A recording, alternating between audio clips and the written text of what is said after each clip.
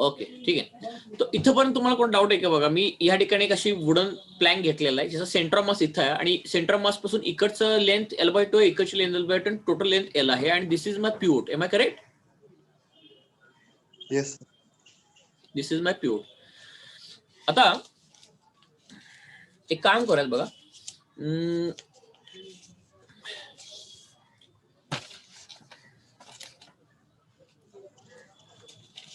समजा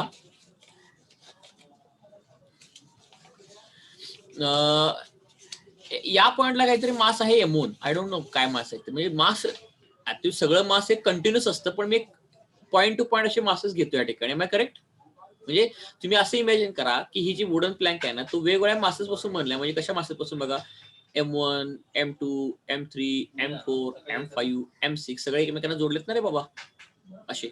M I correct? Yes तसे मी मास consider केलं.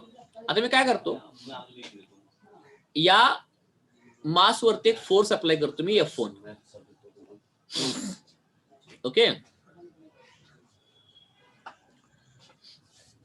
आणि या मास वरती मी इकडे काहीतरी वेगळं फोर्स अप्लाय करतो F2. ठीक आहे? ओके, आता एक गंमत सांगतो. मी ह्या ठिकाणी असं अजूम करतो की F1 is equal to F2 असं अजूम केलं, किंवा काय कसं घ्या तुम्ही, F1 F2 इक्वल अजून नाही केला तरी चालतं. अजून नाही केलं तरी चालतं, काय प्रॉब्लेम नाही त्याला. Okay, now I call this centre of mass as a point O. Am I correct? Point O म्हटलं मी याला. Centre of mass is at point O. आता बघा मी कसे मोमेंट्स घेतोय, लक्ष देऊन बघा आता व्यवस्थित. Taking moment of force, not masses. हा फोर्स म्हणतोय, नंतर मी मासेस मध्ये आणता येतं. Moment of forces at point O.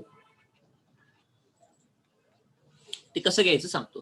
आता मला सांगा रे, या दोन्ही पण फोर्समुळे या वुडन प्लॅंक मध्ये काय येऊ शकतो? टॉर्क येऊ शकतो ना? Yes sir. हा, आता मला सांगा टॉर्कचा फॉर्म्युला काय होता? FR sin theta. हा, FR sin थीटा म्हणजेच काय आहे तुमचं? F cross R. RF sin theta. Am I correct? हा येस सर. हा, आता मला सांगा रे, मी मोमेंट कोणत्या पॉईंट घेतो? पॉईंट O ला घेतो. म्हणजे हे माझं ऍक्सिस ऑफ रोटेशन असेल का? सेंटर ऑफ मास माझं काय असेल? Axis of rotation. Am I correct? Yes sir.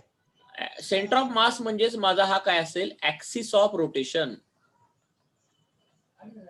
Due to those forces.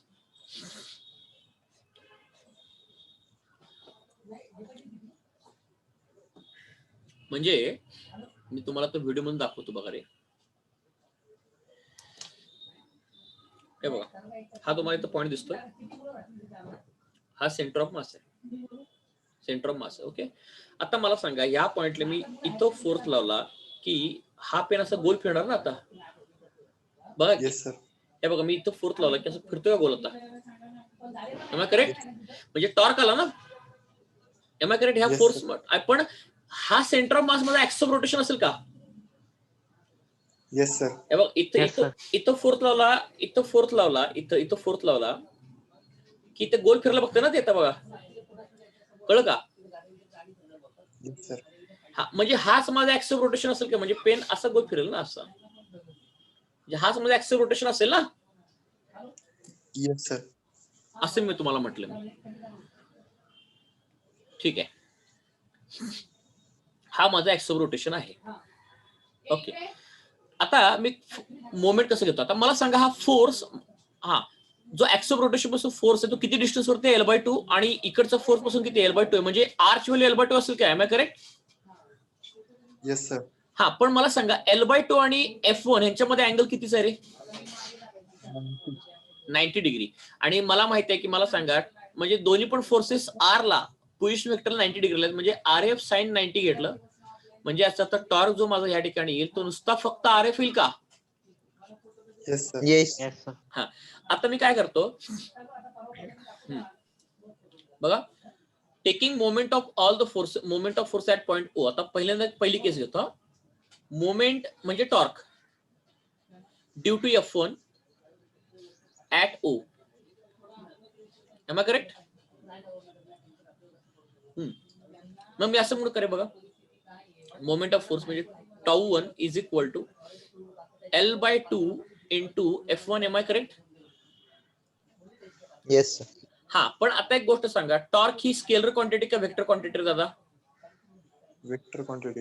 Vector quantity आहे. मग वेक्टर जर क्वांटिटी असेल तर नाऊ यू टेल मी आता वेक्टर क्वांटिटी आहे, यू टेल मी आता हा फोर्स अप्लाय केल्यामुळं ही फळी कशी फिरणार आहे? क्लॉकवाईज फिरणार का अँटी क्लॉकवाईज फिरणार? Anti clockwise. म्हणजे अशी फिरेल ना ती. Yes sir. म्हणजे फळी जी आहे ती अँटी क्लॉकवाईज फिरेल, बरोबर? म्हणजे तुम्ही फोर्स जर F1 लावलात ना तर ती फळी अँटी क्लॉकवाईज फिरेल अशी. You understand point here? Yes sir. मग फळी अँटी क्लॉकवाईज फिरली. मी तुम्हाला मागची साइन करून सांगितले, अँटी क्लॉकवाईज साठी टॉर्क पॉझिटिव्ह होतो का निगेटिव्ह येतो? आपण पॉझिटिव्ह. पॉझिटिव्ह. कळलं ना? येस. हे लक्षात ठेवा, torque for anti clockwise is positive. हे मागच्या मी शिकवले तुम्हाला हे सगळंच. टॉर्क इज पॉझिटिव्ह आणि torque for clockwise is negative. हाँ, ध्यान रखना, इसको भूलना मत आप लोग. Is negative. These are the sign convention for the torque because torque is a vector quantity. Now, okay. Now you tell me moment due to F2 at O तो असेल τ2, तो पण असेल L/2 into F2. M I correct? पण ह्याच्यामुळे आता F2 मुळे फळी कशी फिरणार आहे? क्लॉकवाईज फिरणार का अँटी क्लॉकवाईज फिरणार? क्लॉकवाईज. क्लॉकवाईज. म्हणजे काय घेणार? निगेटिव्ह घेणार का? Yes sir. हा, आता गोष्ट मला सांगा, ही व्हॅल्यू आणि ही व्हॅल्यू जर मला इक्वल करायची असेल तर काय इक्वल पाहिजे रे? फोर्सेस इक्वल पाहिजेत. You understand point? You understand point? हा, मग याला असं करू का बघा, मी याला असं करू का, L/2 F1 हा फोर्स कोणाला लागतोय? मास M1 वर लागतो का? करेक्ट आहे? Yes sir. हा, मग मी असं लिहू का, M1 into acceleration A1 minus L2 into M2 into acceleration A2. Am I correct? Yes sir. आता मला सांगा, मी जर असं अजून केलं की या पिवट वरती ही फळी बॅलन्स झाली, तर त्या केसमध्ये F1 F2 ची व्हॅल्यू काय असेल रे बाबा? इक्वल असेल ना? इक्वल. हा सर. करेक्ट बोलतो का मी? Yes sir. हा, आता मला सांगा, म्हणजे याचा अर्थ मी असं म्हणतो सोप्या भाषेत, for balancing condition can I say F1 is equal to F2? Am I correct? Yes sir. F1 F2 ची व्हॅल्यू इक्वल झाली की फळी मग क्लॉकवाईज पण फिरणार नाही, अँटी क्लॉकवाईज फिरणार नाही, म्हणजे सेंटर ऑफ मास वरती बॅलन्स झाली का फळी? You understand point? Yes sir. ठीक आहे. मग आता हे तुम्ही म्हणा फोर्स कोण लावला? एअर लावला असं म्हणा. एअरचं ऍटमॉस्फिरिक प्रेशर असतं माहिती आहे ना? Am I correct? एअरचं फोर्स आहे असं म्हणा, एअरचं फोर्स काय हरकत नाही. हा, आता एक गोष्ट मला सांगा, मग मी या ठिकाणी जर समेशन ऑफ मोमेंट्स घेतलेत, समेशन ऑफ मोमेंट म्हणजे काय? τ1 plus τ2. Am I correct here? Yes sir. मग मला सांगा, τ1 प्लस τ2 जर केला तर L/2 into M1 into A1 plus into minus of L/2 into M2 into A2. Okay. मग आता मला सांगा, जर ह्या दोन्ही पॉइंटचे फोर्स इक्वल असतील तर दोन्हीकडचे ऍक्सिलरेशन पण इक्वल असतील का रे दादा? Yes sir. मग हे ऍक्सिलरेशन पण इक्वल असेल आणि हे L/2 इक्वल असेल, या ठिकाणी. मग हे दोन्ही पण टॉर्क एकमेकांना कॅन्सल करता येत ना या ठिकाणी? Yes sir. म्हणजे यांची समेशन या ठिकाणी 0 पाहिजे का नको? मग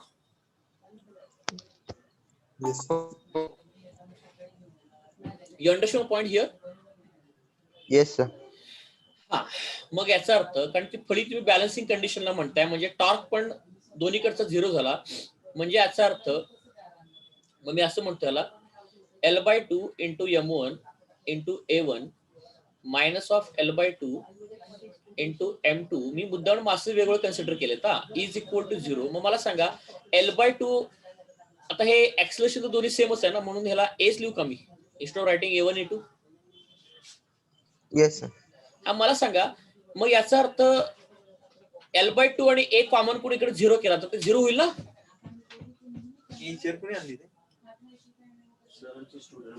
ठीक आहे का बघा रे, कळलं का सगळ्यांना? Can I take the yes L/2 आणि A कॉमन. पण L/2 A कॉमन जर आपण काढलं तरी सुद्धा काय हरकत नाही, मी इथे पण सोडतो, तरी याला काय सॉल्व्ह करण्याची मला आवश्यकता वाटत नाही पुढं. मग it is now it is looking like a moment of masses. Moment म्हणजे काय असतं? फोर्स इंटू पोझिशन वेक्टर, बरोबर का? मग मला सांगा मग फोर्सची जागा कोणी घेतली? मासनं. Mass into position vector, mass into position vector, it is called as a moment of masses and it is becoming 0. Yes sir. You understand the point here? What I'm trying to say that? Yes sir. आणि तुम्हाला मोमेंटचं पण practice कळलं का आता? How to find out moment आता तुम्हाला कळलं का सगळ्यांना मोमेंट कसं काढायचं असतं? Yes sir. हा. किंवा जर तुम्हाला हा अप्रोच आवडला नसेल, आता हा अप्रोच ऍक्च्युअली मोमेंट ऑफ मासेसच्या ऐवजी मी हा अप्रोच ऍक्च्युअली दिलाय तुम्हाला, तो मोमेंट काढायला कसं शिकवलंय. आता तुम्हाला मी एक्झॅक्टली सेंटर ऑफ मास वरती मोमेंट ऑफ मास 0 कसं काय हे थोडं आता याच्यावर तुम्हाला कळणार नाही, कदाचित थोडंसं तुम्हाला वेगळं वाटेल. हे मोमेंट ऑफ मास साठी नव्हते, मोमेंट ऑफ फोर्स साठी ऍक्च्युअली घेतलंय मी एक्झाम्पल. ठीक आहे, एक काम करा, तुम्ही हे example only to find out the moment of force असं म्हणा. ओके, आता तुम्हाला मोमेंट ऑफ मास सांगतो एक्झॅक्टली कसं काढायचं. त्याने असं पॉईंट म्हटलं 13 पॉईंट की ऍट सेंटर ऑफ मास, म्हणजे मोमेंट ऑफ मास शिकवण्याच्या अगोदर मी मोमेंट ऑफ फोर्स शिकवलाय. आता मोमेंट ऑफ मास कसं काढायला शिकवतो. At centre of mass 13 point सांगतोय, समेशन ऑफ मोमेंट ऑफ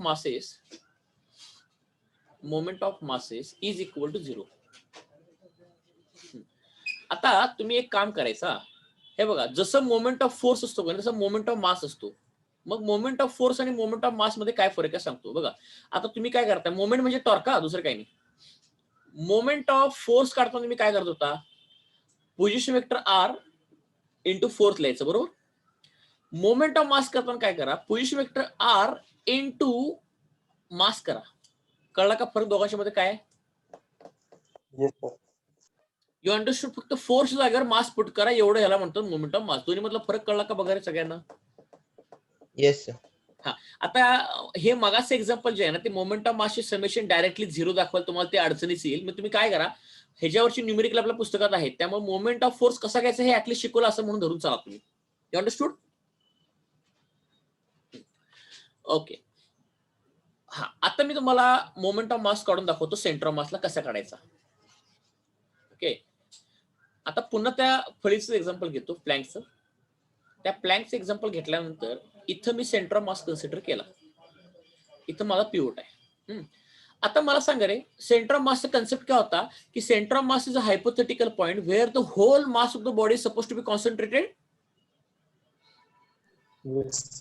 मग मी असं म्हणू का की ह्या पॉइंटला can I say there is a total mass of the body and this total mass is nothing but the m1 plus m2 plus dot dot dot dot up to mn, बरोबर का? हा, total mass of the body. आता मी ह्याला point O म्हणतो. आता बघा मी काय करतो, आता बघा गमत तुम्हाला कळून जाईल.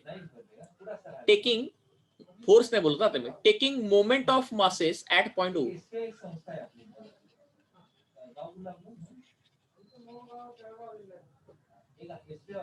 Point O. समजा असे सिस्टम मध्ये वेगवेगळे मास आहेत, समजा इथे M1 आहे, इथं कुठे M2 आहे, किंवा असे n नंबर ऑफ बॉडीज आहेत. समजा इथे कुठेतरी nth नंबर ऑफ बॉडी आहे, असं काहीतरी नंबर ऑफ बॉडीज आहे, सगळ्यांची बेरीज टोटल M आहे. तुम्ही काय करतो, taking moment of masses at point O. आता मी काय करतो, समजा पॉइंट O पासून जो M1 आहे तो काहीतरी डिस्टन्स आहे R1, am I correct here. आणि पॉइंट O पासून M2 जो आहे तो डिस्टन्स वरती आहे R2 किंवा पॉइंट ओ पासून जो mn मास आहे ते डिस्टन्स आहे rn, बरोबर. मग मला सांगा मोमेंट ऑफ मास मी पहिल्यांदा काढतो बघा. आता पहिले मोमेंट ऑफ मास काढतो. त्याला कसं लिहायचं? r into mass. पूर्वी आपण r इंटू फोर्थ लिहायचो, तर r इंटू मास लिहा. मला सांगा, is it right now here writing r1 m1 पहिला मोमेंट ऑफ मास? या सगळ्यांची समेशन 0 येत असताना म्हणायचं आहे. ठीक आहे, हरकत नाही. मी या ठिकाणी म्हणतो r2 m2 plus dot dot dot rn mn ह्या सगळ्यांची समेशन 0 पाहिजे ना सेंटर ऑफ मासला. म्हणजे याचा अर्थ हा फॉर्म्युला असा येईल I is equal to 1 up to n mi ri must be equal to 0 at the centre of mass. Correct आहे का रे? बघ बाबा, असंच त्यांना म्हणायचं ना. हा, आता सांगतो. हा, असं त्यांना नेमकं म्हणायचंय.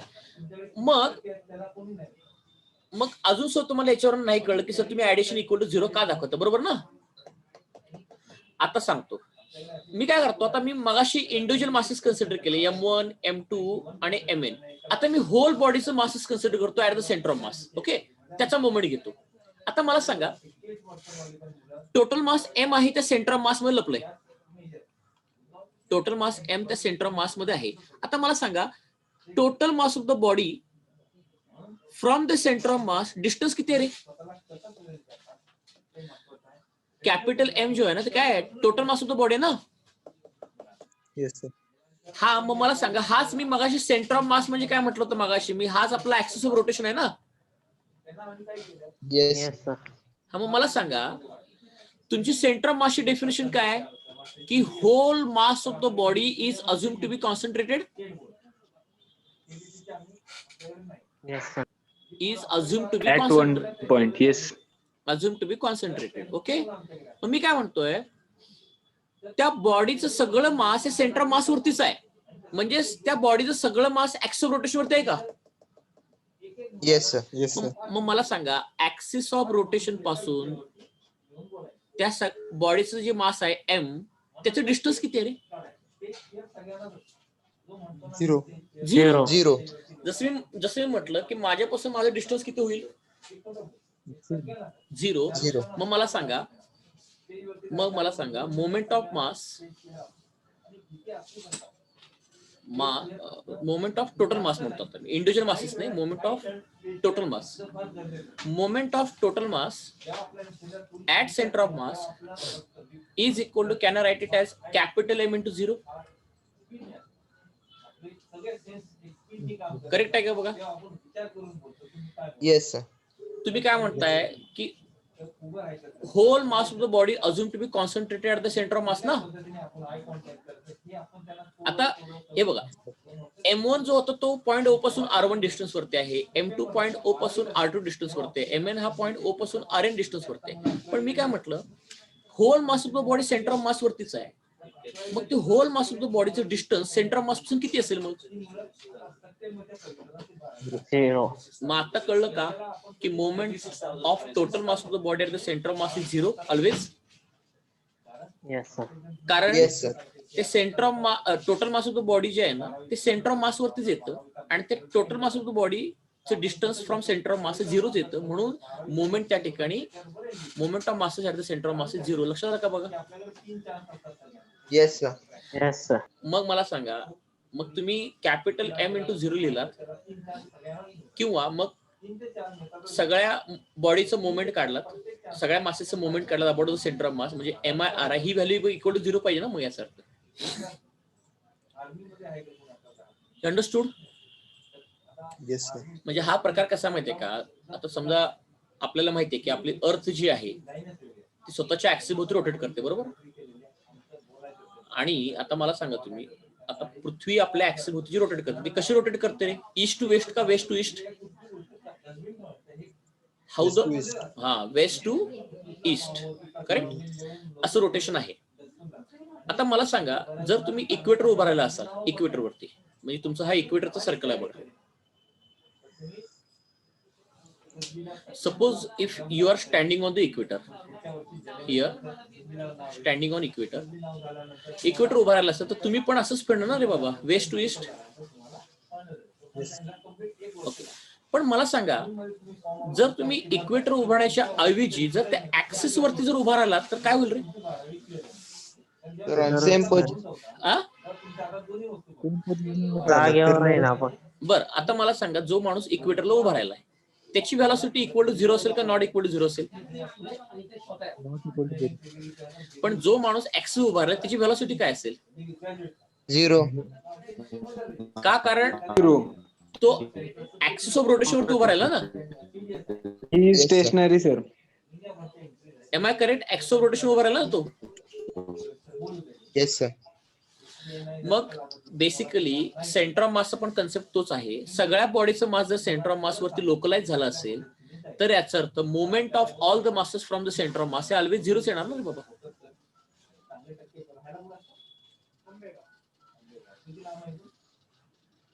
Yes sir. म्हणून तर ती बॉडी सेंटर ऑफ मासला बॅलन्स होते. कळलं का आता तुम्हाला काय म्हणतो मी? Yes sir. So you understood the concept of moment of mass and moment of force. Yes sir. फरक काय आहे की मोमेंट ऑफ फोर्स मध्ये इथं आर इंटू एफ असतं, मोमेंट ऑफ मास मध्ये ते आर इंटू एम असतं. ठीक आहे. हा, फक्त इथं जो साइन थिटा जो आहे ना तो मोमेंट ऑफ मास मध्ये नसतो. मग तुम्हाला फरक दोघांच्या मधला कळला पाहिजे. सांगतो आता बघा, इथं समराइज करतो मी. मोमेंट ऑफ मास जो असतो, सॉरी समेशनची काय गरज नाही आता मला. मोमेंट ऑफ मास जो आहे तो या ठिकाणी आर इंटू एम लिहा फक्त. आणि मोमेंट ऑफ फोर्स जो आहे ना म्हणजे टॉर्क, त्याला r bar cross F bar लिहायचं. म्हणजे हे आर एफ साइन थिटा येतं.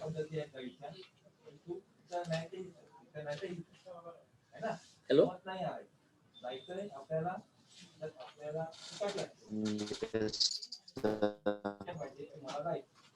Hello, hello. Yes sir. हा, 2 मिनिट थांबा रे. 2 मिनिट थांबा. 2 मिनिट होल्ड करा सगळ्यांनी. आता मला सांगा, मास ही वेक्टर क्वांटिटी आहे का? तुम्हाला इथं थिटा आणण्याची गरज आहे का? थिटा 2 वेक्टर मधला अँगल होता ना. Yes sir. त्यामुळे इथं थिटा आणण्याची गरज नाहीये. You understood? Yes sir. Yes sir. Yes sir. 1 second.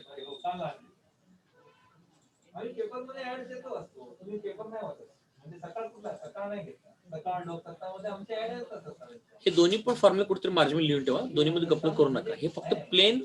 आणि हे काय आहे? आर म्हणजे काय? Distance from axis of rotation.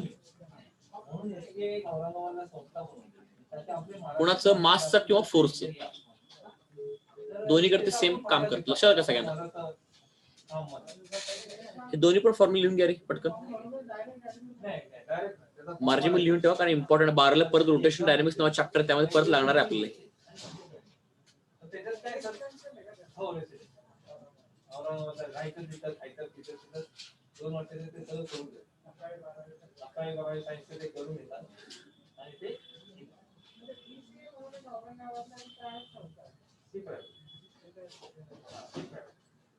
Okay, you understood the moment of mass concept and moment of force both? Yes sir. Actually ते तुम्हाला इथून कळणार नाही. हे इथूनच कळणार. इथून मग ह्याला इकडे लिंक करा तुम्ही. लक्षात आलं का?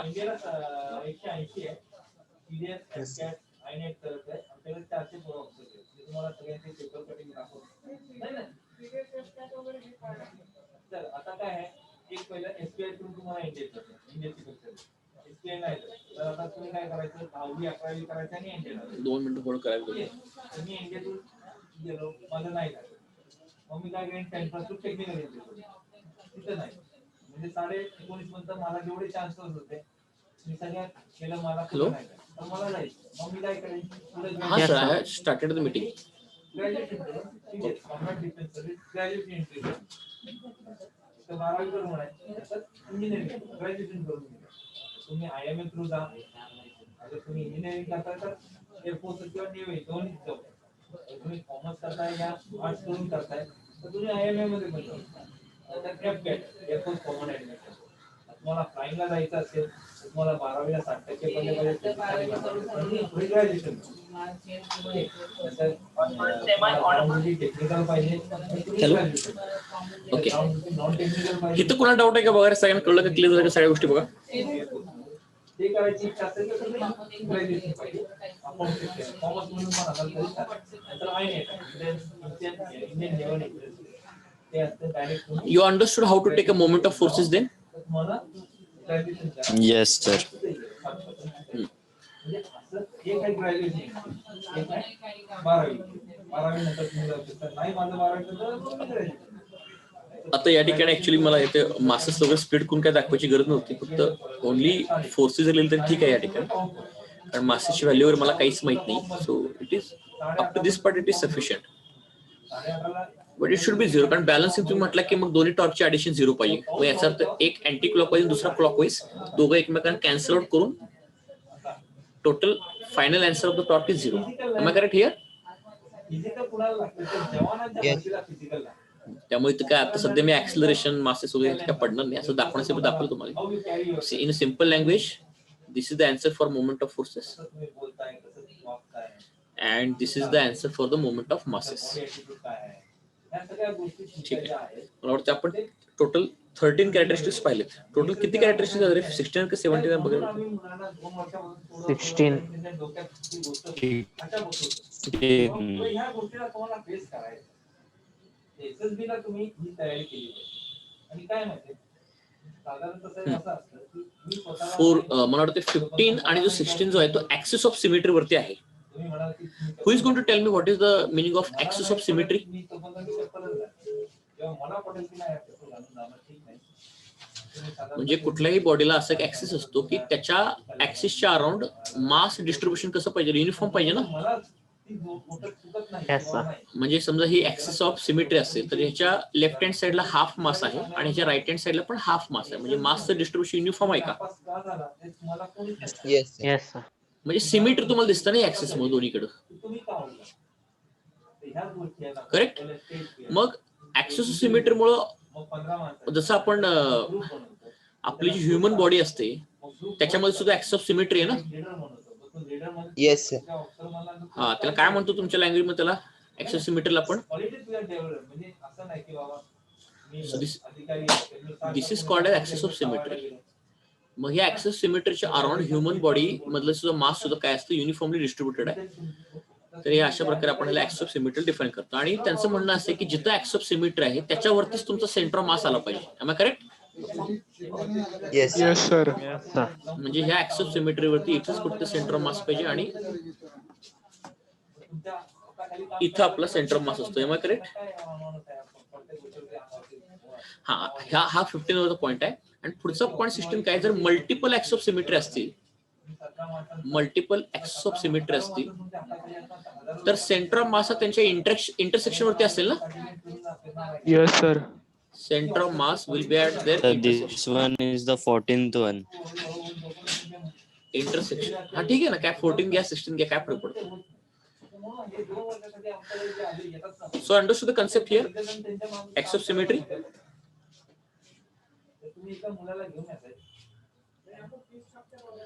Yes, sir.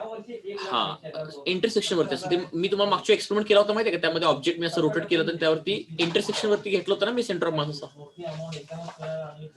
ठीक आहे, Yes, sir. तो एक्सपेरिमेंट बघा मागच्या व्हिडिओ मधला तो. आणि शेवटचा पॉईंट तुमचा तो 14चा पॉईंट 16 म्हणतो मी, त्याला काय हरकत नाही. शेवटचा पॉईंट आहे कॅरेक्टरिस्टिक मधला, centre of mass need not be within the body. Centre of मास प्रत्येक वेळी बॉडीच्या आतच पाहिजे असे काय गरजेचं नाही. कोण सांगणार आहे मला? Centre of mass need not be within the body. ते बेसिकली स्टंट करतात ना, हा, म्हणजे खूप बॉडी बाहेर जाते सेंटर ऑफ मास. एक काम करा ना, एक स्क्वेअर घ्या. आता मला सांगा स्क्वेअरचं सेंटर ऑफ मास कुठं असेल? त्याच्या डायगोनलच्या इंटरसेक्शनला असेल ना. Yes, sir. Yes, sir. आणि स्क्वेअर मध्ये डायगोनल पण ऍक्सिस ऑफ सिमेट्रीच आहे ना. ते शेवटी डायगोनल म्हणजे काय, ऍक्सिस ऑफ सिमेट्रीच ना. Yes, sir. Multiple axis of सिमेट्रीच्या इंटरसेक्शन मध्ये सेंटर ऑफ मास या ठिकाणी आपला आलेला आहे. आता मी काय करतो ना, मी काय करतो, मला माहितीये की स्क्वेअर मध्ये ज्या ठिकाणी डायगोनल ज्या ठिकाणी इंटरसेक्ट करतात त्या ठिकाणी सेंटर ऑफ मास आहे. मी मुद्दाम काय करतो, त्या ठिकाणी ड्रिल करून एक होल तयार करू का, circular hole. Am I correct here? Yes मग मला सांगा, हा मी सर्क्युलर या ठिकाणी होल क्रिएट केला. आता जरी मी होल क्रिएट केला ना, तरी सुद्धा माझा सेंटर ऑफ मास इथेच आहे अजून. मग मला सांगा, तो एक्झॅक्टली बॉडीच्या आतमध्ये आहे का आता तो? No sir. तो बॉडी मधून बाहेर गेला ना शेवटी, कारण मी तो होल ड्रिल केले, पण सेंटर ऑफ मास माझा या ठिकाणीच आहे. कारण या सेंटर ऑफ मासच्या अराउंड सगळीकडे मासचं डिस्ट्रीब्युशन कसं आहे, युनिफॉर्म आहे ना. मग आता कळलं का point, centre of mass need not be within the body. Got the idea?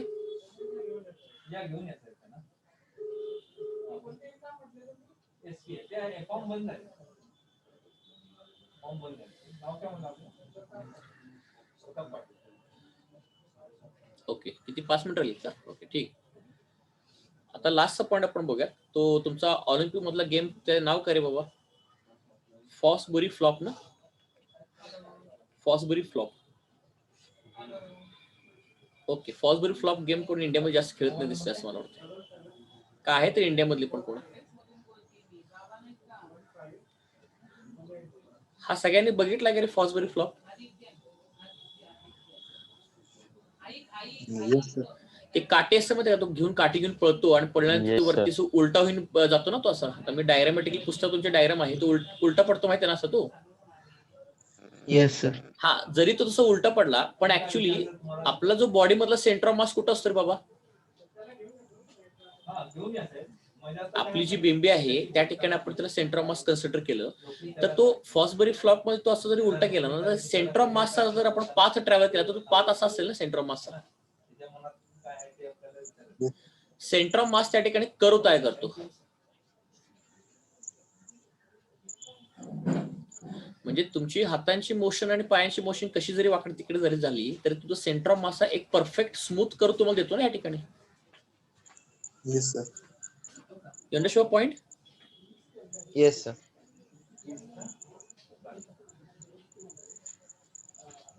मग मला सांगा, आपल्या बॉडीमध्ये मास कुठे जास्त असतं रे?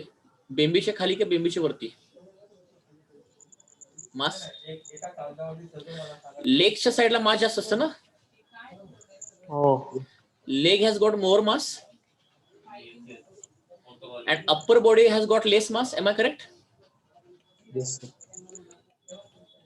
अप्पर बॉडी हॅज गॉट लेस मास. मग ते फॉस्फरी फ्लॉप मध्ये जे ऑलिम्पिक प्लेअर जे असतात ना, त्यांना हे कन्सेप्ट माहित असतो बाबा, लेग कडे मास जास्त आहे आणि अप्पर बॉडीकडे मास कमी आहे. मग ते ऍडजस्ट करून सेंटर ऑफ मासला ऍडजस्ट करून बरोबर तो फ्लॉप तो घेतला जातो त्या ठिकाणी. You got my point here? Yes sir. Yes. म्हणजे ती पायांची हालचाल आपण अशी करायची किंवा त्यानुसार मग तो मगाशी म्हटलंय मी, सेंटर ऑफ मास आपल्याला लोकेशन शिफ्ट करता येतं by changing the external gravitation force on us. Am I correct? Yes sir. मग Yes, तो sir. फॉस्टबॉल फ्लॉप मध्ये तो जो प्लेअर आहे तो बॉडीची आपला शेप असा मेंटेन करतो की जेणेकरून त्याच्यावरती लागणारा जो एक्सटर्नल फोर्स आहे तो असा मेंटेन करतो की तो परफेक्ट फ्लॉप झाला पाहिजे आणि तो सेंटर ऑफ मास एक परफेक्टली स्मूथ कर्वला ट्रॅव्हल करतो. Am I correct here? आता तो कन्सेप्ट हा वेगळा आहे ऑल टुगेदर, फार डिटेल मध्ये आहे, पण आपल्याला जेवढं गरजेचं आहे मी तेवढंच तुम्हाला सांगितलं या ठिकाणी. आणि शेवटचा एक्सपेरिमेंट तर ऑलरेडी मी कव्हर केलेला आहे. So this completes our chapter laws of motion. फक्त आता आपले 2 चॅप्टर राहिलेत आणि फिजिकल क्लास जेव्हा आपला सुरू होईल त्यावेळी मी तुमची न्यूमेरिकल घेतो, टेक्स्ट बुक वर त्यावेळी घेऊन या. ठीक आहे? Yes sir. Okay sir. All text book theory I have completed. Okay, चला मग नोट सेव्ह करून घेतो या ठिकाणी. चलो दे, मग नोट्स मला पाठवून देतो. होमवर्क आता आजचं एवढा एकच आहे, कॅरेक्टरिस्टिक तुम्ही लिहायचे गरजेचे आहेत. Okay, okay sir. एकच होमवर्क आहे पण ते जास्त आहेत, 16 कॅरेक्टरिस्टिक्स बघा टोटल. Bye all of you.